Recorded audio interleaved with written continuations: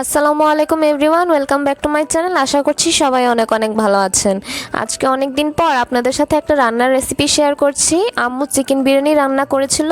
তাহলে চলুন দেরি না করে ভিডিও শুরু করি। এখন একটি কড়াইয়ে আমি পরিমাণ মতো তেল দিয়ে দিচ্ছি। এখানে হাফ কাপের মতো তেল আছে। এখন দিয়ে দিচ্ছি পেঁয়াজ কুচি ও রসুন কুচি। দিয়ে দিচ্ছি 2 টেবিল চামচ পরিমাণ আদা বাটা। দিয়ে দিচ্ছি 2 টেবিল চামচ পরিমাণ পেঁয়াজ বাটা। বিরিয়ানি রান্নার জন্য আমি রেডি মিক্স বিরিয়ানি মশলা ইউজ করব, রাঁধুনিরটা। এখন আমি পুরোটা দিয়ে দিচ্ছি। এখানে সব কিছুই আছে।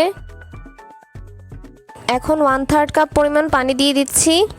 এরপর মশলাটাকে আমরা ভালোভাবে কষিয়ে নেব। মশলা ভালোভাবে কষিয়ে নিয়েছি। এখন আমরা মুরগি দিয়ে দিচ্ছি। এখানে আমরা 2টা মুরগি নিয়েছি।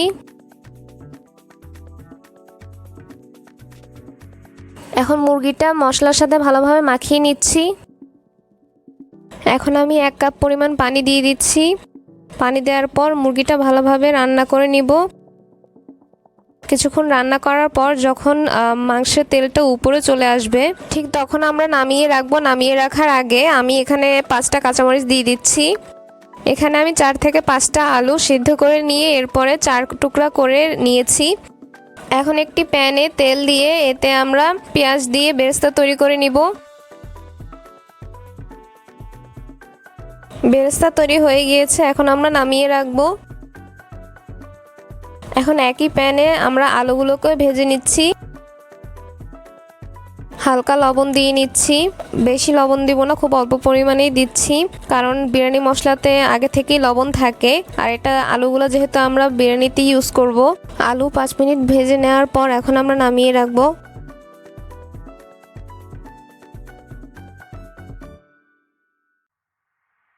এখন আমরা পোলাও রান্না করে নেব। পোলাও রান্না করার জন্য এখানে আমি একটি পাত্রে ঘি দিয়ে দিচ্ছি। এখানে 3 টেবিল চামচের মতো ঘি দিয়েছি। এখন দিয়ে দিচ্ছি পরিমাণ মতো তেল।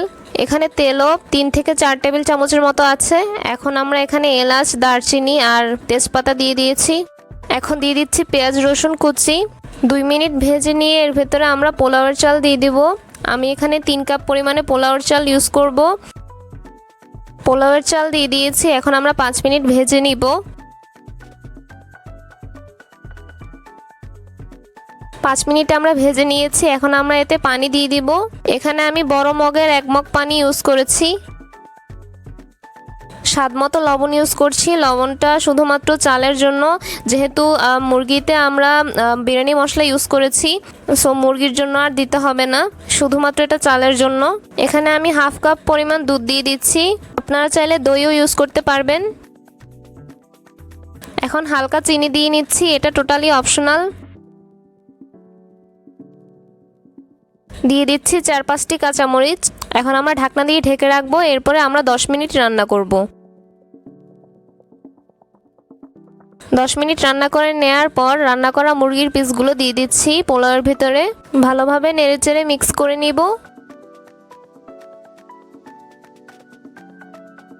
এখন আলুগুলোও দিয়ে দিচ্ছি।